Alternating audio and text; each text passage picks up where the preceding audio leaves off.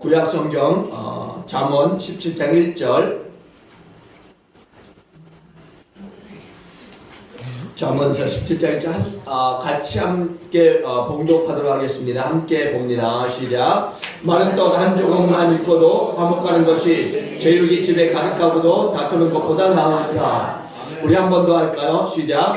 마른 떡 한 조각만 있고도 화목하는 것이 제육이 집에 가득하고도 다투는 것보다 나으니라. 아멘. 어느 글에 보니까는 이런 재미난 글이 있어서 여러분에게 소개하고자 합니다. 혹 이런 분들이 계실지도 모르겠어요. 아내의 마음이요, 아이가 하나일 때와 둘일 때와 셋일 때가 각각 다르게 변한다라고 이야기합니다. 그러니까 남편이 반찬 투정을 하는데 아이가 하나일 때는 아내는 이렇게 말한다고 해요. 맛없어?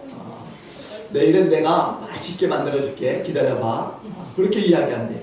근데 아이가 둘일 때는 이만하면 괜찮은데 왜 그래? 애들도 아니고. 그리고 애들이 셋일 때는 남편이 반찬 투정을 하면은 투정하는 그 반찬을 확 걷어가면서 배가 불렀구나. 그렇게 이야기한다고 합니다. 그리고 TV 채널을 이제 선택하는 일에 있어서요, 아이가 하나일 때는 아내가 이렇게 말한다고 해요. 당신 보고 싶은가 봐. 나는 괜찮아. 그렇게 이야기한대. 근데 아이가 둘일 때는 그 남자가 째째게 TV 가지고 니나 잘 봐라. 그런데 그렇게 한대요. 근데 셋일 때는요, 이제 아내가 보는 데 있어서 남편이 무심코 이제 그 리모컨을 이제 돌리는 거죠. 채널을 돌리는 거예요. 그러면 아내가 어떻게 하느냐? 야, 미쳤냐? 미친 거 아니야? 그렇게 이야기한대요. 그리고 멋진 남자 탤런트를 보는 태도에 있어서 이제 애가 하나일 때는요, 아내가 남편에게 이렇게 말하는데요. 저 사람 인간적으로 별로일 거야. 난 당신이 최고야. 그렇게 이야기한대요. 근데 애가 둘일 때는 애들만 알면 저런 남자 만날 수 있었을 텐데. 그렇게 이야기한대요. 근데 애가 셋일 때는요, 멋진 남자 탤런트를 보면은 이렇게 이야기한다고 합니다.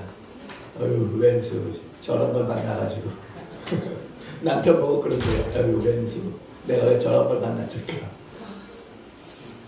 어쩌다가 또 남자가 감기에 걸리면 그런다는 거죠. 애가 하나일 때는 당신이 건강해야 우리 식구가 또 이렇게 안심하고 살 수 있지. 건강해야 돼. 그렇게 이야기하는 거예요. 근데 애가 둘일 때는 밤새 술 퍼먹고 오니까 건강이 남아도냐. 그렇게 이야기하는 거예요. 근데 셋일 때는요, 그런데요.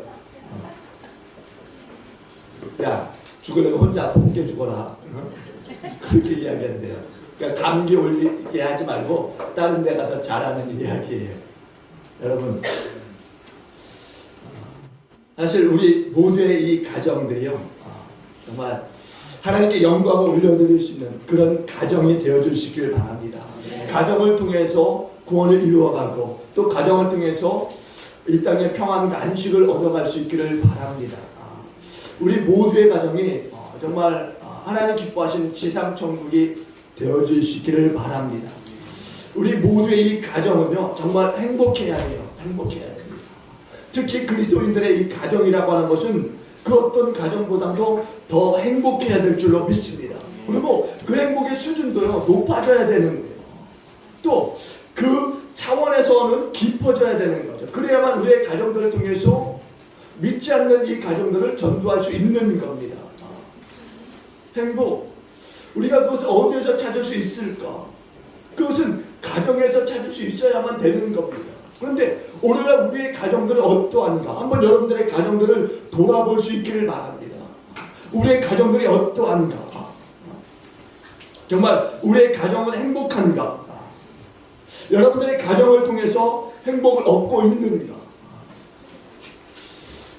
그렇지 못하다면 어떤 이유에서 우리의 가정들은 행복을 찾을 수 없는 것일까? 물론 행복의 이 조건들에 대해서 여러 가지를 찾아볼 수는 있을 겁니다. 그러나 그 많고 많은 이 조건들 중에서도 첫 번째 꼽는 것은 바로 온 가족이 하나님을 모시고 사는 거죠. 하나님을 모시고 한 마음으로 살아갈 때 화목함이 넘치는 가정이 되어질 줄로 믿습니다. 여러분들의 가정이 예수 그리스도를 모신 그 믿음의 가정으로 세워질 때 행복한 가정을 이룰 수 있을 줄로 믿습니다. 사람을 지으신 하나님께서 남자를 먼저 지으셨는데 홀로 거하는 것에 대해서 좋지 않게 여기셨다라고 말씀해요. 그래서 함께 모여 사는 공동체, 즉 부부 결혼 제도를 만드시게 된 거죠. 그러므로 오늘 이 가정을 만드신 하나님께서는 우리의 가정이 행복하기를 원하고 계시다는 것을 분명히 기억할 수 있기를 바랍니다. 오늘 본문의 말씀도 우리의 가정이 행복해야 되는 것을 하나님 말씀하고 있다라는 거예요. 행복, 그것을 어디서 찾을 수 있느냐? 오늘 본문 1절 다시 한번 볼게요. 다시 한번 봅니다. 시작. 마른 떡 한 조각만 있고도 화목한 것이 제육이 집에 가득하고도 다투는 것보다 나으니라. 아멘. 여기서 보니까 마른 떡 한 조각만 있는 집을 이야기해요. 마른 떡 한 조각. 이건 가난한 집을 이야기합니다. 가난한 집. 우리 식으로 이야기하면은 가난해서 이제 먹을 게 없는 거예요. 지금 시대야 가난하다고 해서 먹을 것이 없는 가정이 있지는 않겠죠. 아니 정말 열악한 가정이 있어요. 왜 없겠습니까? 우리가 TV를 보더라도 지난 한 주간 보니까는요, 빚이 한 7천 정도 됐던 것 같은데 한 가정 3명의 이 사람이 죽는 그런 일들이 있었어요. 그러니까 이 마른 떡 한 조각이라고 하는 이 말씀의 상징은 가난함을 이야기해. 가난함. 그런데 반대로 보니까 제육이 가득한 집에 대해서 이야기합니다. 제육이 가득한 집. 제육이라고 하는 건 여러분들 아시는 고기를 이야기하는데 냉장고를 열기만 하면은 먹을 것이 가득한 집. 제가 어렸을 때 그런 생각이 있었어요. 냉장고를 사면은 먹을 거를 차곡차곡 쌓아두는데 카다로그가 있었어요. 옛날에 보면은요, 전자제품 카다로그가 있었는데 거기에 냉장고 코너가 있는데요. 거기 보면 냉장고 안에요, 음료수부터 해서 또 과일까지 이렇게 반찬통에 반찬이 차곡차곡 잘 이렇게 정리되어 있는 그런 그림들이 있었어요. 그걸 보면은요, 내가 냉장고를 이제 집에서 구입하면 이 그림처럼 하나하나 이렇게 채워놔야 되겠다, 그런 생각을 했던 적이 있습니다. 그리고 냉장고 왔을 때 그렇게 또 채워놓으려고 했었어요. 근데 어렵게 사니까 그런 일이 카다로그 그림처럼 되어지겠습니까? 하나 넣을 때마다 다 먹는 거죠. 채워놓을 때마다 다 마셔버리는. 그랬던 적이 있습니다. 그런데 제육이 가득한 집은 말씀 그대로 그 집 창고에 먹을 것이 가득한 집을 말하는 거겠죠. 언제라도 꺼내 먹을 수 있는 그런 집을 이야기하는 거예요. 그러니까 부유한 집이겠죠. 이처럼 오늘 본문에 보니까 물질이 부한 가정과 또 가난한 가정에 대해서 이렇게 대조해서 말씀하고 있다는 거예요. 여러분, 우리의 이 가정의 이 행복을 위해서 있어야 될 첫 번째 조건이 뭘까요? 우리 아이들도 있고 또 우리 학생들도 있는데 우리 가정의 이 행복을 위해서 있어야 될 첫 번째 조건, 그게 뭘까? 우리들의 이 일반적인 생각은요, 대다수가 그렇습니다. 재산의 이 넉넉함, 물질의 넉넉함, 돈의 넉넉함. 우리 아이들의 생각도 그럴 거예요. 대다수의 이 사람들의 이 가정의 이 행복의 첫째 조건은 물질, 재정, 돈, 재물, 이렇게 생각할 거라는 거죠. 이런 일반적인 이 세상 이 통념을 우리뿐만이 아니라 어린 세대들도 다 가지고 있다라는 이야기예요. 왜냐하면은 그게 일반적으로 그냥 널리 퍼져 있어요. 가정에서도 어른들이 하는 이야기들을 보면은 다른 이야기들보다도 이 재정, 재물, 돈, 물질에 대한 얘기들이 많이 있기 때문에 그렇습니다. 그러다 보니까 아이들도 듣는 이야기들이 그런 부분에서 많이 듣기 때문에 아이들의 생각도 돈, 재정, 물질 이런데 마음이 가 있다라는 거예요. 물론 이런 생각들이 잘못됐다고 하는 게 아니에요. 여러분들이 뭐 가난이 행복의 조건이다 이렇게 말하는 분들은 없을 것입니다. 사실 그렇지 않다라고 생각하는 사람도 없을 거예요. 그럼에도 불구하고 가난이라고 하는 것은 정말 우리 어깨에 무거운 짐과도 같은 겁니다. 우리들 가정이 그래도 가난한 것보다는 좀 그래도 어느 정도의 수준에 있어서 좀 누릴 수 있는 그런 가정들이 되기를 원하는 거죠.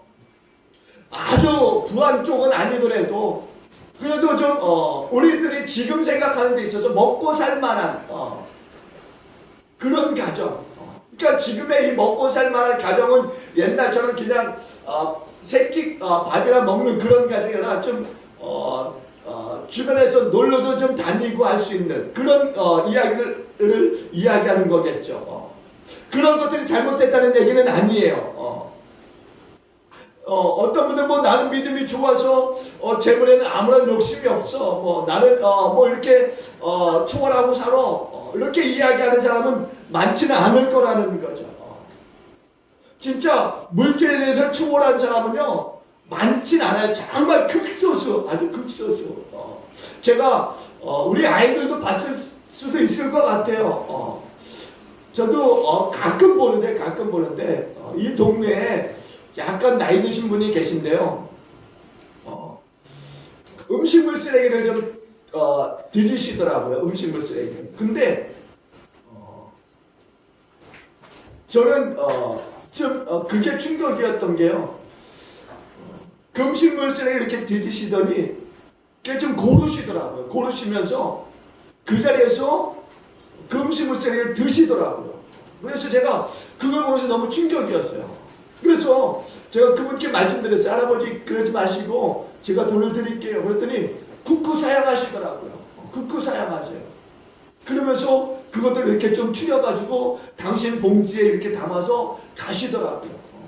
그러다가 어느 날 제가 운전하면서요. 저기 코스트코 방향에서 이렇게 석수동 이 충원부 지역으로 넘어오다가 그 가로수길 넓은 길 있지 않습니까? 거기 중간 지점 정도에 그분이 이렇게 여러 가지를 이렇게 쌓아놓고 계시더라고요. 저는 그 모습을 보고 굉장히 충격이었어요. 그렇다고 해서 그분이 당신 스스로 난 불행하다 이렇게 생각하면은 그런 일을 하지 않으시겠죠.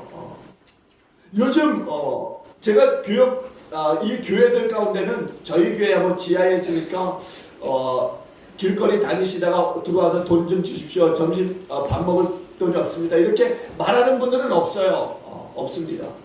근데 약간 지상에 있는 교회들 보면은요, 이제 상가 교회라도 지나다니시다가 가끔은 들어와서 뭐 밥값이 없으니까 밥값 좀 주십시오. 이렇게 이야기하는 분들이 간혹 있었습니다. 그래서 뭐 5,000원을 드린다든가 아니면은 뭐 자주 오시면은 이제 뭐 3,000원을 드린다든가 지금의 이제 밥값이 워낙 이제 많이 뛰어갖고 뭐 8,000원, 10,000원 하다 보니까 5,000원 가지고는 택도 없겠죠.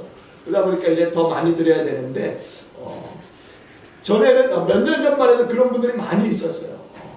근데 한번 생각해 보세요.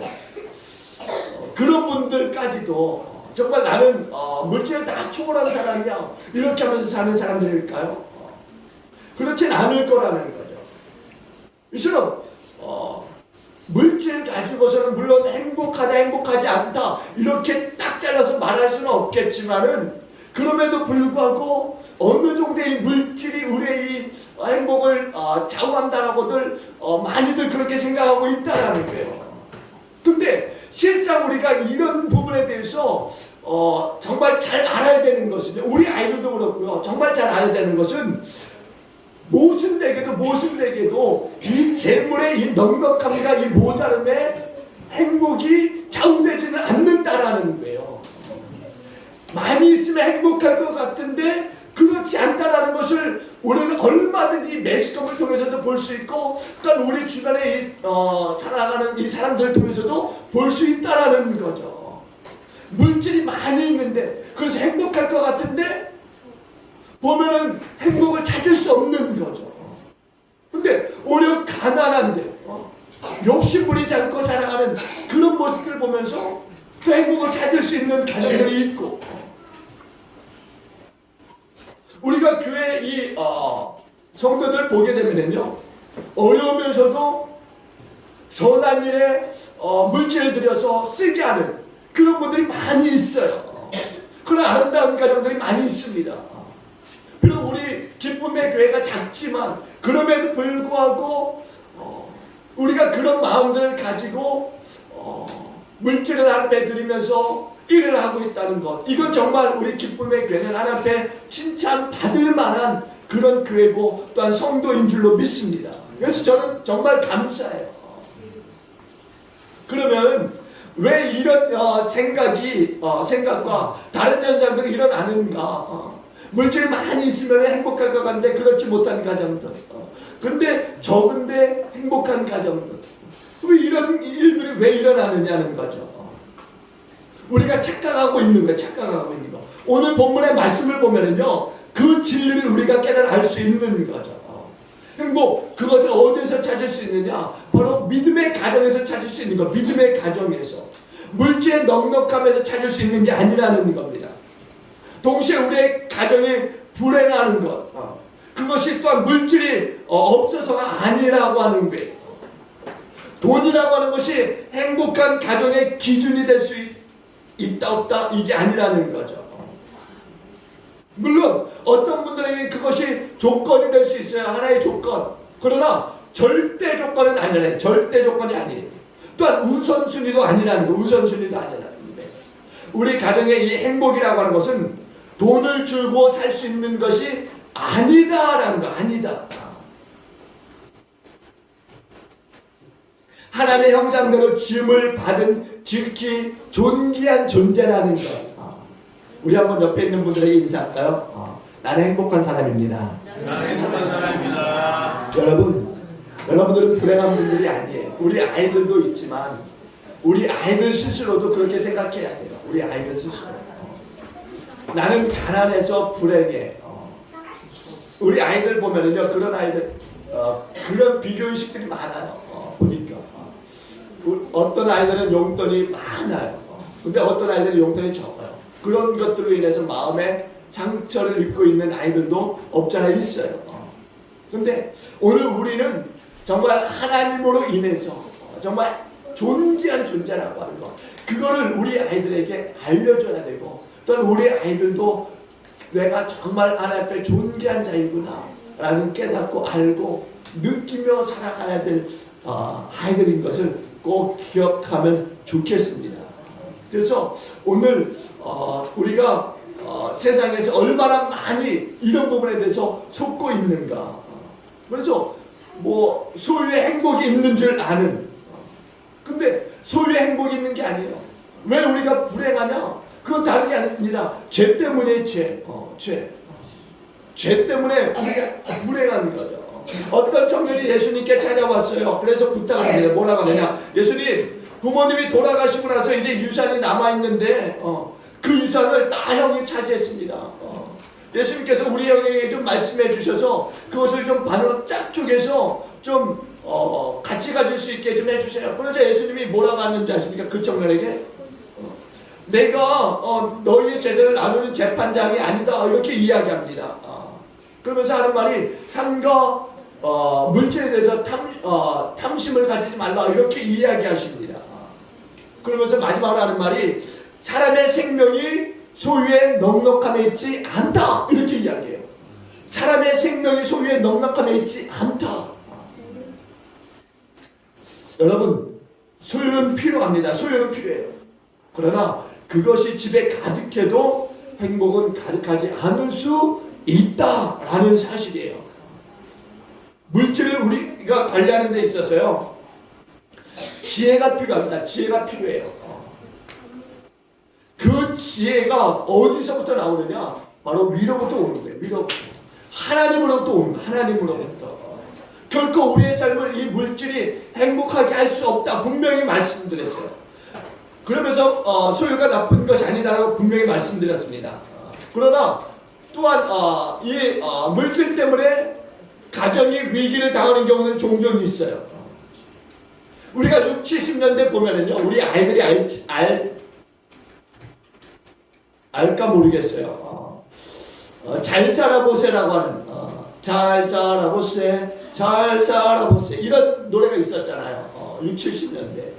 그래서 너도 나도 아침에 일찍 일어나서 막 마을 청소하면서, 이게 새마을 운동곡인가요? 잘 살아보세가 나와서 그냥 다들 그 스피커에 동사무소에다 빵빵히 막 틀어주면 잘 살아보세 그러면서 청소하고, 일할 때도 잘 살아보세 하고 그런 때가 있었습니다. 근데 그런 일들을 통해서 사실은 우리나라가 이렇게 성장한 거죠. 고도의 성장을 이룬 거예요. 갑자기 막 이룬 거예요. 그러다 보니까 이렇게 갑자기 막 성장하다 보니까 그렇지 못한 나라에 대해서 얼마나 깔봅니까? 제가 필리핀에 있을 때 보니까는요, 우리 한국 분들 이제 관광을 오시잖아요. 그러면은요, 이 필리핀 사람들 얼마나 무시하는지 몰라요. 뭐 지금도 가면은 이렇게 동남아 사람들, 못 사는 후진국의 사람들을 굉장히 무시하는 이 한국 사람들을 볼 수 있는데, 그것뿐이겠습니까? 한국 사람이 또 한국 사람 무시하는 사람들도 있잖아요. 그래서 뭐 TV에 굉장히 큰 이슈가 되기도 했는데, 한때 그런 적이 있었어요. 근데 진짜 무엇이 진정으로 잘 사는 거냐, 무엇이 정말 진정으로 잘 사는 거냐. 경제의 풍성함을 이루었는데 사실 그것을 우리는 누리지 못하고, 제대로 누리지 못하고 있는 거죠. 제대로 누리지 못하고 있는 거죠. 그러다 보니까 이 모든 가정들의 어려움이 부딪히게 된 거고요. 그러니까 우리가 그런 모습을 보면서 부유함이라고 하는 것이 결코 행복을 이루지 못하는구나, 이렇게 우리가 결론 내릴 수 있다는 거예요. 이제는 우리가 잘 살아보세가 아니라 정말 어떻게 하면 행복한 가정을 이루며 살 수 있는가, 이거에 대해서 좀 고민을 해야 될 줄로 믿습니다. 그래서 우리가 행복을 찾아야 돼요. 행복을 찾아야 돼요. 그러면 그 행복 어디서 찾아야 되느냐? 가정에서 찾아야 되는, 가정에서. 근데 가정에서 그 행복을 찾지 못하면 어떻게 해요? 불행한 가정을 이어가겠죠. 불행한 가정을. 오늘 말씀에 다시 한번 봅니다. 마른 떡 한 조각만 있어도 화목하는 것이 제육이 집에 가득하고도 다투는 것보다 나으니라, 이렇게 말씀해요. 그러니까 가정의 진정한 행복은 어디 있느냐? 바로 말씀해 보니까 마른 떡 한 조각만 있어도 화목하는 것, 제육이 가득하고도 다투는 집보다 낫다. 가정의 진정한 행복, 물질이 아니라는 겁니다. 잠언 21장 9절에 보니까 이렇게도 말씀해요. 다투는 여인과 함께 큰 집에서 사는 것보다 움막에서 혼자 사는 것이 나으니라. 다투는 여인과 함께 큰 집에서 사는 것보다 움막에서 혼자 사는 것이 나으니라. 그러면 어떻게 해야 우리의 가정이 멋진 대화를 나누는 가정으로 이루어갈 수 있을까? 사실 가정의 문제들 보면은요, 첫째는 하나님이 없어 문제가 되는 가정들, 그리고 또 사람과 사람의 관계가 없어 문제가 되는 가정들, 그리고 대화가 없어 문제가 되는 가정들입니다. 주로 보면은요. 근데 오늘 제가 말씀드리고 싶은 건 첫째는 그런 거예요. 하나님과 함께 한 가정, 하나님과 함께하는 가정. 하나님과 함께하는 가정. 가정에서 이 화목을 깨는 사람이 누구냐? 사실 그런 분들이 있어요. 꼭 좀 웃을 만한데 그것을 깨뜨리는 그 한 사람이 있어요. 그 한 사람. 그 한 사람이 누구겠습니까? 바로 자신만을 아는 사람. 자신의 잘못을 모르고 지나가는 사람. 동시에 남을 이해할 줄 모르고 용서할 줄 모르는 사람이겠죠. 이런 주관과 고집을 꺾지 않는 남편, 아내, 시어머니, 며느리, 자녀가 있는 가정은 결코 화목할 수 없다라는 이야기예요. 우리 주님께서 우리를 하나님과 화목하게 하려고 희생의 화목의 이 제물이 되어 주셨어요. 자신이 깨어지시고 녹아지시고 태워지심으로 우리를 회복시킨 줄로 믿습니다. 그렇다면 우리가 예수 그리스도로 말미암아서 회복이 되어졌다면 우리가 이제 가정 속에서 또 이 가정을 회복시키는 역할들을 해야 될 줄로 믿습니다. 우리가 이제는 깨어져야 되고 녹아져야 되고 태워지는 역할을 해야 되는 거예요. 그런 희생을 통해서 가정의 행복을 찾아야 될 줄로 믿습니다. 그리스도께서 희생의 제물이 되어주신 것처럼 믿는 저와 여러분들이 가정의 희생 제물이 되어져야 되는 거예요. 그 둘째는요, 우리가 좀 좀 관계가 회복돼야 돼요. 먼저는 하나님과의 관계이겠죠. 특별히 이 관계는 기도로 이제 회복이 돼야 돼. 기도. 가정에서 서로를 위해서 기도할 수 있는 가정이 되어져야 된다는 거죠. 남편은 아내를 위해서, 아내는 남편을 위해서, 그리고 부모는 자녀를 위해서, 또 자녀는 부모를 위해서 기도해야 될 줄로 믿습니다. 사실 막 다투고 싶은 마음이 있어도 그 영혼을 위해서 기도하고자 하는 마음이 우리 가운데 조금이라도 있다면 그 다툼에 대한 그 과정들을 멈출 수 있겠죠. 멈출 수 있겠죠. 그런데 그것을 멈추지 않고 다투고 끝까지 가는 그 불행한 시간은요, 바로 우리의 마음에 조금이라도 기도하고자 하는 그런 마음이 없기 때문에 그러는 겁니다. 이제부터는 여러분들이요, 다투기 이전에 먼저 기도할 수 있는 그런 저와 여러분이 되어주시길 바랍니다. 그래서 정말 가정들이 이제 불행으로 치닫는 가정들이 아니라 그것을 막는 그래서 정말 행복이 조금씩 쌓여가고 그 행복이 여러분의 가정에 가득 채워지는 역사가 있기를 주님으로 축원드립니다. 우리는 하나님께 간절히 기도해야 돼요. 가정을 위해서. 혹시나 깨어진 가정들, 지난주에 말씀드렸어요. 깨어지지는 않았지만 정신적으로는 이미 이혼한 상태의 그 부부들이 있다라는 거죠. 정신적으로는. 그것이 이제는 회복이 돼야 돼요. 사실은 회복이 돼야 됩니다. 그렇지 않으면 남은 인생은요, 나 자신뿐 아니라 자녀들에게도 불행한 거죠. 그러므로 이제는 그것을 회복해야 됩니다. 회복해야 돼요. 그러니 하나님 앞에 기도함으로 정말 그것을 이제 정말 깨뜨려 버리시고 태우시고 정말 녹아줘서 정말 하나님 앞에 기도함으로 여러분 회복할 수 있는 그런 가정들 되어주시기를 바랍니다. 세 번째는요, 대화가 단절된 가정들 있잖아요. 대화가 단절된 가정.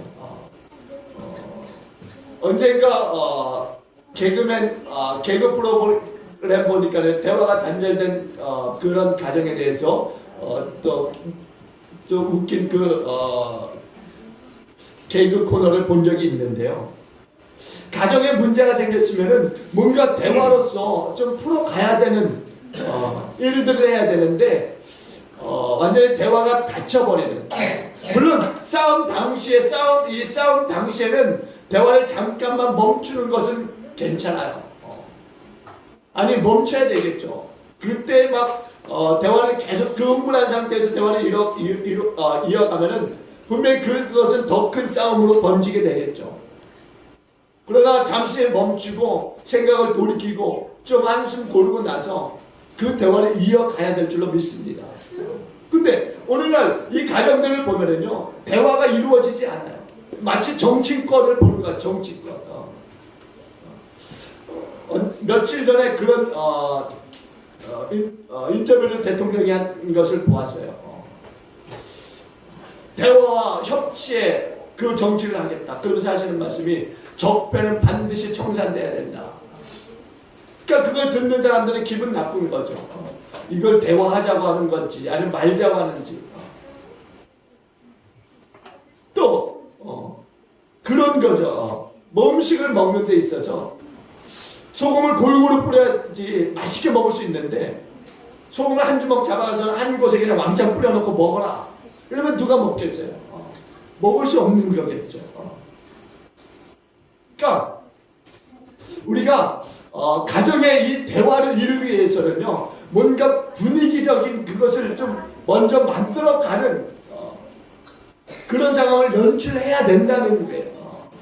먼저 용서하고 좀 뭔가 위로하고 이해하는 그런 말들이 이어가야 된다는 거죠. 그래야 뭔가 접촉점을 찾고 대화를 이어갈 수 있는 것 아니겠습니까? 근데 그런 건 전혀 생각지 않고 그냥 막 그냥 아이들 앞에서도 그냥 막 미주알 고주알 그냥 막 냈다 막 싸우고 그러면 아이들이 보면서 뭘 배울 수 있겠습니까? 아이들도 나가면은요 그대로 그렇게 또 그렇게 살아가요. 요즘 아이들은요 저희들이 살아가던 그때와는 완전히 틀립니다. 완전히 틀려요. 우리 여기 학생들 있지만 학생들하고 초등생하고요 완전히 또 틀려요. 생각하는 게 천지차입니다. 천지차이.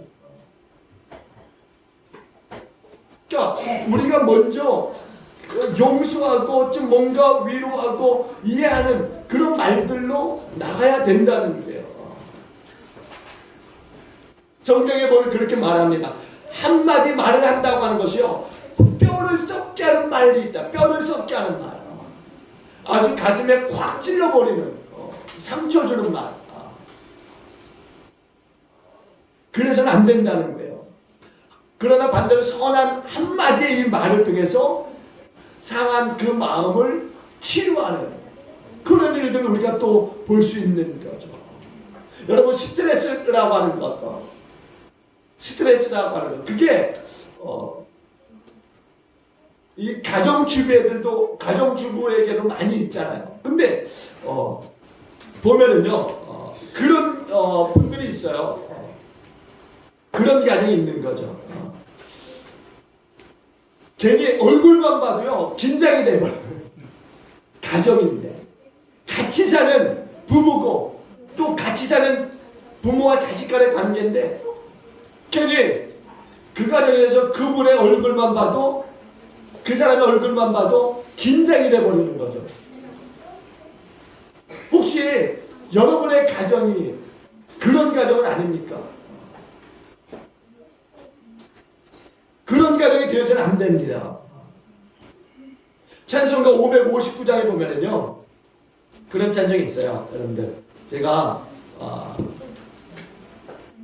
찬송은 목소리는 좋지 않지만 제가 한번 그 찬양 1절만 한번 불러드릴게요. 여러분 이렇게 철의 봄바람 불어있고 하나님 아버지 모셨으니 믿음의 반석도 든든하다. 우리 집 즐거운 동산이라. 3절입니다. 아침과 저녁에 수고하여 다같이 일하는 온 식구가 한 상에 들러서 먹고 마셔. 여기가 우리의 낙원이라.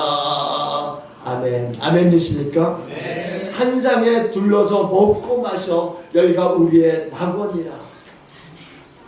근데 한 상에 둘러 먹고 마셔야 되는 우리의 이 즐거운 이 낙원 같은 이 가정이 얼굴만 봐도 긴장이 되는 가정이라고 한다면 얼마나 이게 불행한 거겠어요. 이런 두터운 벽들을 여러분 믿음의 사람들이 깨트려 나가야 될 줄로 믿습니다. 깨트린다고 하니까 집에 가서 보면 멱살 잡고 막 깨트리려고 벽에 밀축하지 마세요. 정말 그 어려운 그 벽들을 믿음으로 여러분들 대화로 믿음의 대화로 깨뜨려 가시기를 주여러분으로 축원드립니다. 그래서 오해가 없는 가정들을 만들어 가셔야 돼요. 감정의 오해입니다. 감정의 오해가 많아지면은요, 아닌 것도 긴 것처럼 되어져요. 아닌 것도 긴 것처럼. 그러면 점점 더 불행의 나락으로 떨어지는 겁니다. 여러분,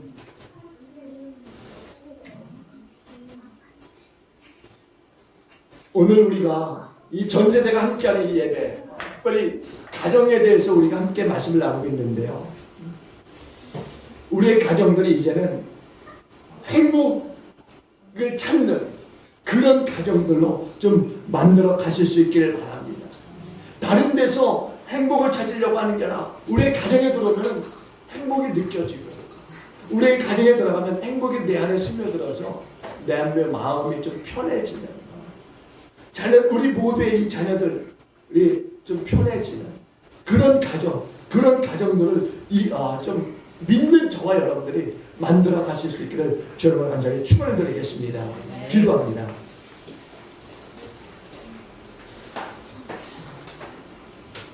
할렐루야. 좋으신 하나님, 우리 5월 가정의 행사들이 많은 달입니다.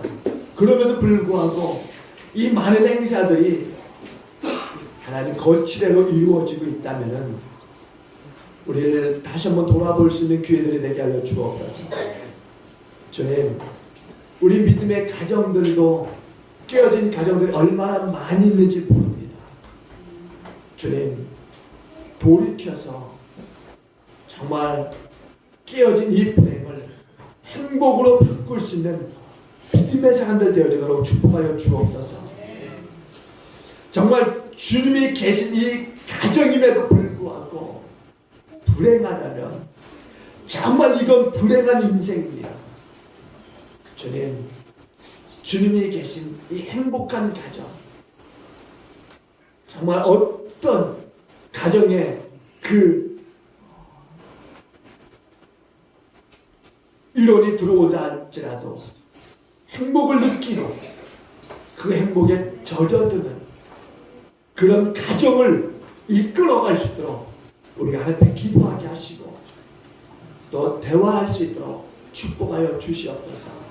그래서 하나님, 정말 우리의 이 가정들이 회복되어지고 믿지 않는 이 많은 불행의 이 가정들을 전도할 수 있는 그런 하나님 가정 되어주도록 축복하여 주옵소서. 그렇게 인도하실 줄로 믿습니다.